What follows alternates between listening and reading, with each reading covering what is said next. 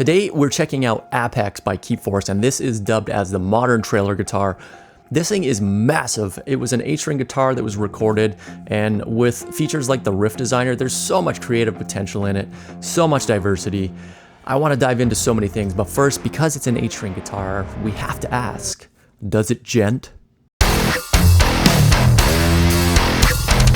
This is one of the easiest ways to get started, is to load up a preset and just test out the scenes.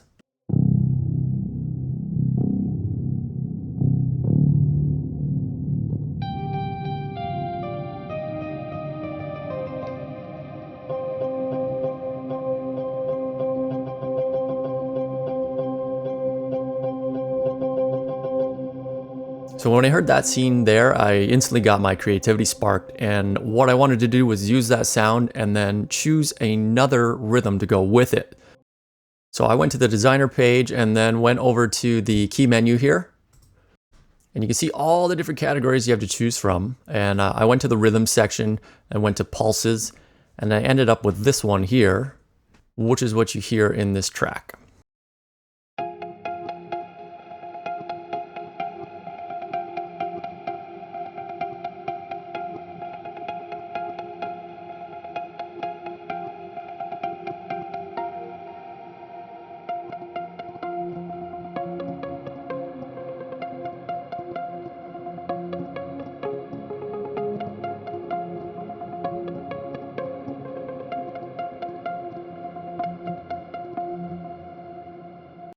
So I applied the same method to finding the second riff, and what you'll note here is that I've changed the key. So the preset actually starts in G sharp and I switch it to F. So the original preset sounded like this.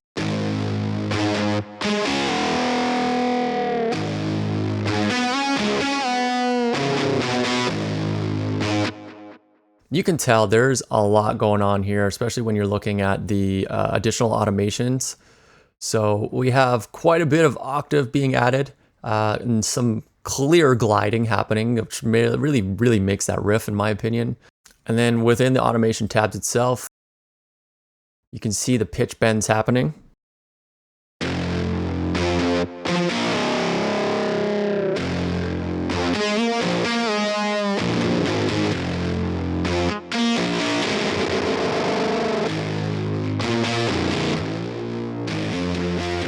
Dude, that is some nasty fuzz, I gotta say. So let's look at the chains here.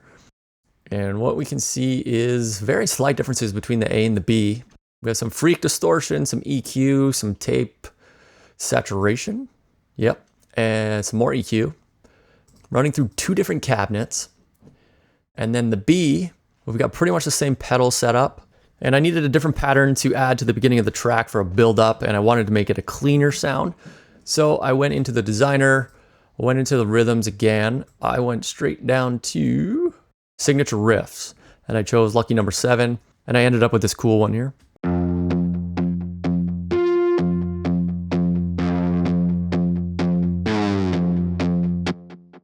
And I added an automation filter so that it gave that clean sound leading up to a more open sound. We have the one pitch bend. So if we want to see this happen in real time, this is what it looks like.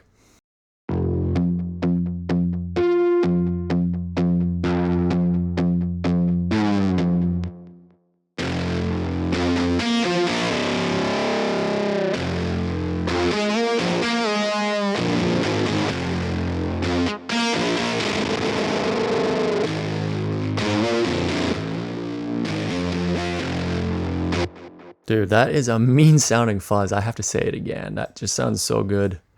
Now I feel like this track is calling for an arpeggio, something meedly, you know what I'm saying? No? Okay. But let's dive into the arpeggio mode.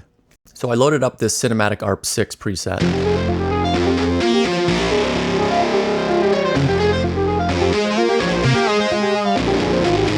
And just played around with some of the notes. Then I played around with the additional automation section, which gives you access to the per note basis automation using slide, vibrato, octaver, and chords.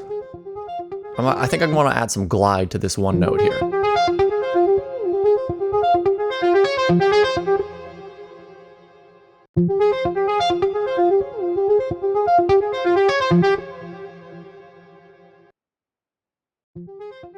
So I'm liking the pattern, but I think I want to switch the chain around. So I'm going to jump into the chains tab here and select something from the synth category. Let's try this cinematic sharp overdrive. And what you're going to notice is when you click to load it, you have the option to select which effects you want to load. I'm going to load all of them. Now let's check out how this sounds.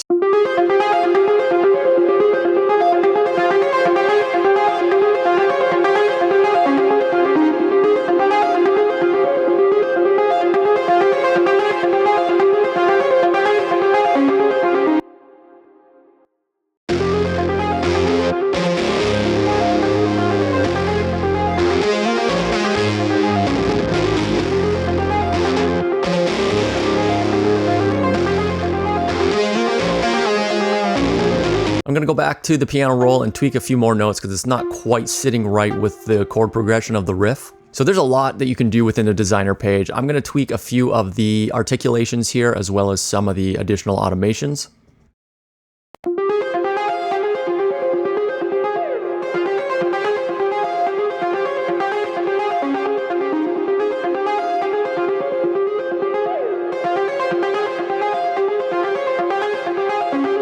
And this is how all of that turned out in a sort of stomp clap type of rock track.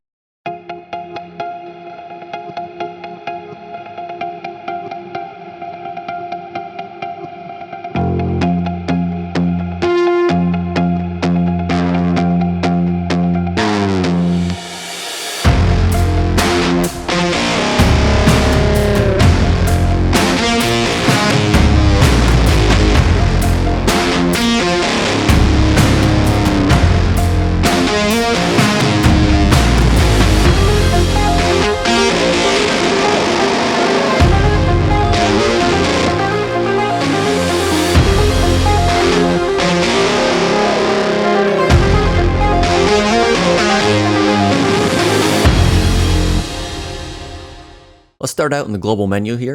Head down to the elements in the pulses. And we're going to start out with this one right here. We're going to be working with this scene. So now that I have it selected, I go over to the designer.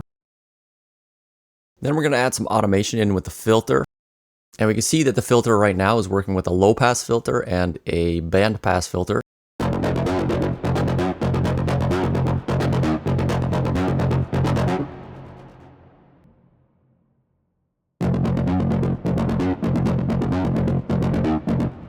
Now that I drew that in, I can do a couple things here. I can click this to smooth it out.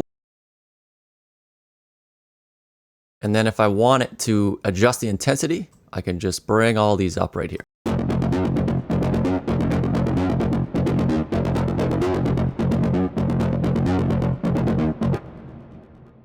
So I'm not really a big fan of this bandpass because it's kind of making it high in the mid-range, so we'll take that off.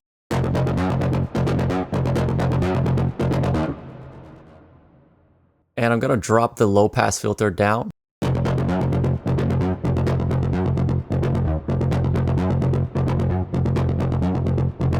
Now I want to head back to the main page because I'm not really feeling that chain. So right now we can keep everything the same and we're just going to do randomized chain and see what we get.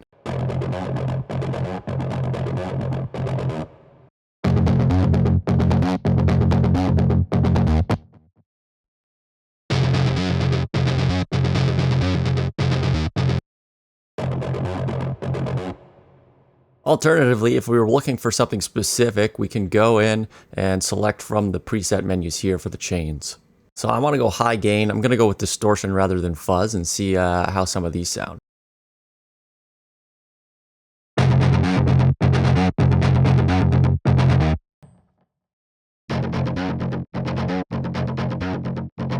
Now going back to the main page, I have this scene selected that I want. I have a chain that I like. I'm going to click riff mode. And now it's going to allow me to play across the keyboard using that exact pattern.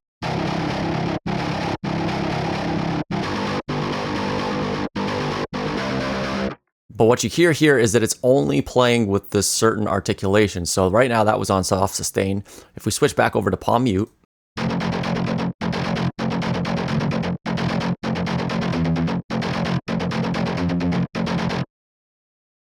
Now they included something really important for guitar libraries. Inside of the settings, you're going to see the stroke. This is going to control the picking. So more aggressive sounding, especially for heavy metal, you're going to get a lot of down picking for the palm mutes, etc. So it's good to have that option. The default setting is going to be alternate picking because most playing does tend to be with that. So let's take a listen to the difference between alternate picking and down picking in the context of a metal riff.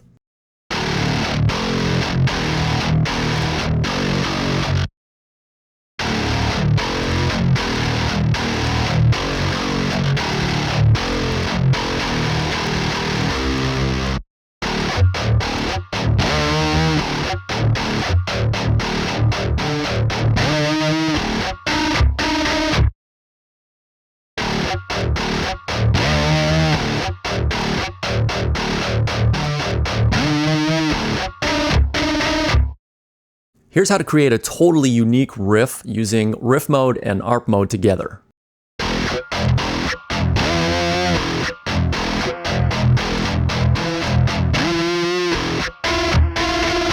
Activate riff mode, and then head over to the arpeggiator. Here you can draw in your own arpeggio pattern if you want. Let's try this.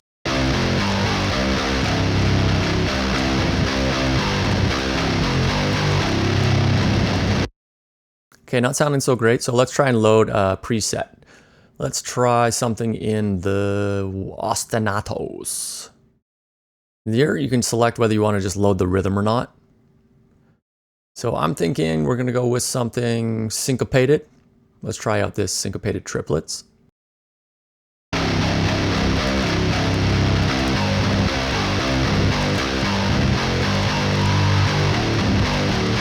And still not sounding that great. Let's randomize one of the arpeggios here.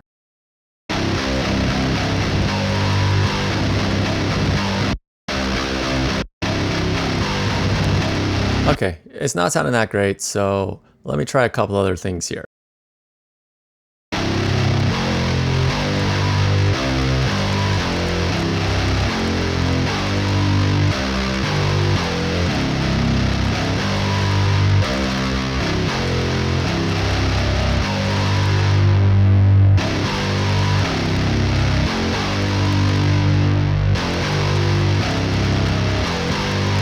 I want to point out too, in the chord section here, I have the scale locked to Phrygian.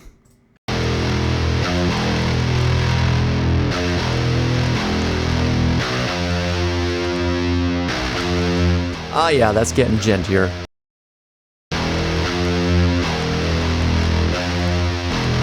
Let's go to the settings and switch it to down picking.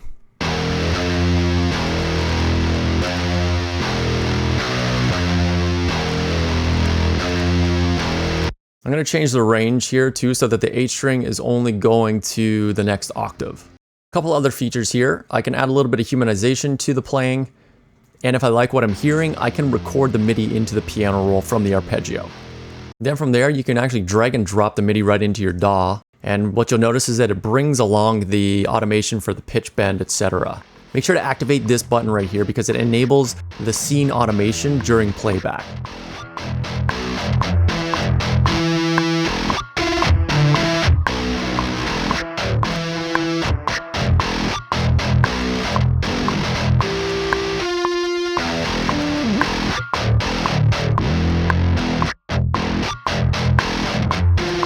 You'll notice there that I was testing out all the different automation tabs, seeing what they sounded like within the context of the riff. Now I want to get that real bend in the riff, so I'm going to adjust the pitch automation here.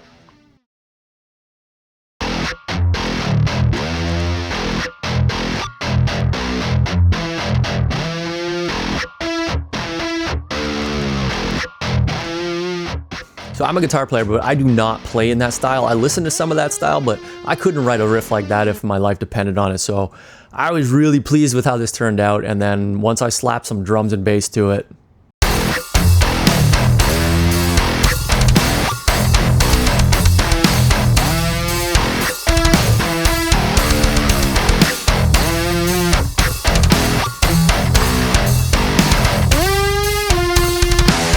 so one of the best things about this is that you can get realistic sounds, but you can also get really crazy, glitchy kind of cyberpunk sounds out of it as well, which works great in video game soundtracks. I'm sure you can name a couple that use that style. So So let me know what you think in the comments, and if you have any more questions, any ideas you want me to do for tutorial videos on how to use this beast, let me know and I'll be happy to make it for you. I want to say a special thank you to Keep Force for sponsoring the video and making it possible to bring it to you today. And you can check out AppX at the link in the description. Thanks for watching.